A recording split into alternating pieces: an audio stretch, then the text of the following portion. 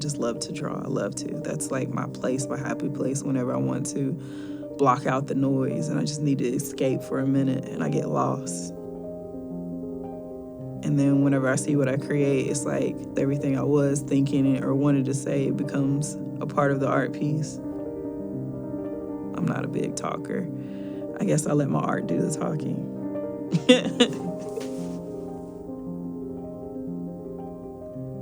My name is Shayna Sutton. I am an artist, I am a mother, and I'm a veteran. I remember growing up, I always drew. That was like my first love. Then I got to college and I was exposed to painting and pastels and all these other different mediums. I'm like, oh, this is really cool. And I get to experiment and it's so much fun. And I get to learn more about myself. And then I get to the university and then I'm exposed to photography and sculpture and printmaking and clay. And I realize I like it all. Even though I've been told so many times you need to focus on one thing, I feel like there's this beauty in this language and being able to communicate through so many different mediums. I call this one Stitched with Resilience. I started the series when I was working with the idea of quilting and being able to tell stories through the process of like needlework.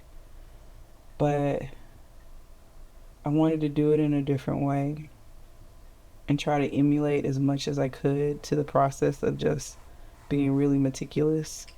And so I came up with this idea to work with charcoal and graphite and ink and really try to get as close as I could to fabric, but being able to manipulate it and add different patterns the way I wanted to and tell a different type of story. And we all have these stories. We're these very complex beings, spiritual beings. I think about sometimes what it is to be a woman, let alone a Black woman, and sometimes that means trying to figure out all these different pieces of yourself and being able to put them all together. And sometimes it just takes time. And I feel like a lot of time that Black women don't get that time just to figure it all out. And so in this piece, I call it Stitched with Resilience because she's just figuring it out and taking her time in this space, just figuring it all out. Cultural identity, I know, will always play a major role in my art. As a Black woman, I'm able to offer a different perspective on the human condition. And I think that just really comes from just being able to be around all these different people of color. And I want to be able to have that in my art because I already know there's not a lot of places where I see them. And then if they are, there's these stereotypes that are placed on them that I'm trying to break. I feel like a Black woman is more than just this angry Black woman. She is a mother, she's a teacher, she is the cook, she is a woman. North Texas inspires me by the people. I mean, this is where my family's at. I don't know if I would be the same person if I was somewhere else. When I think about my family, women were really like the leading role model in my life, especially my grandmother. Oh, I love my grandmother.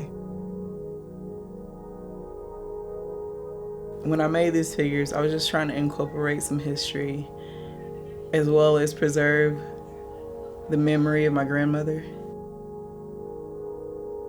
This strong, beautiful woman with this big old afro. I call it 3 gens, 3 generation of women. I think about my mom and her sisters. And then I think about myself and my daughter as well. The histories, the stories I'll tell.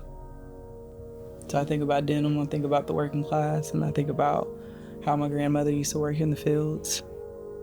And so whenever I went into blue jeans, I learned about the Negro cloth because that's what blue jeans were called back in the day. They were called the Negro cloth because they were only saw fit to be worn by slaves.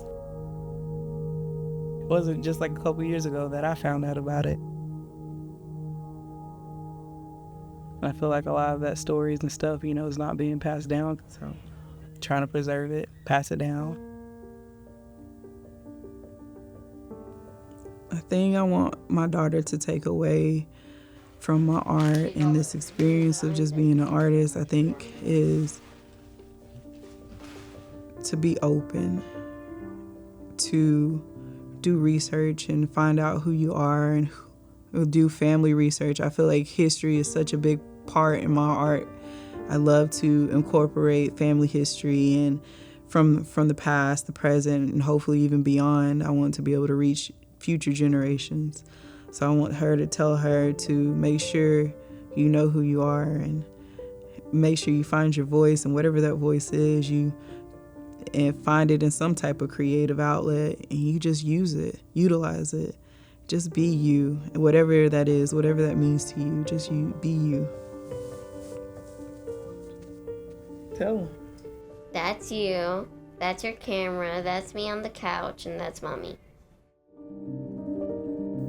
If I had the chance to look back at all the chapters of my life, I would just be able to look at the good and the bad and appreciate them for each of them, of how they really transformed and shaped my view of the world. I don't see myself in seasons. Seasons, they come and go. I feel like chapters is this person that I'm always working on. I'm always growing. I'm always changing. And I feel like I'm always wanting to look forward to the next chapters, but it's okay to just be in this moment, in this chapter of my life.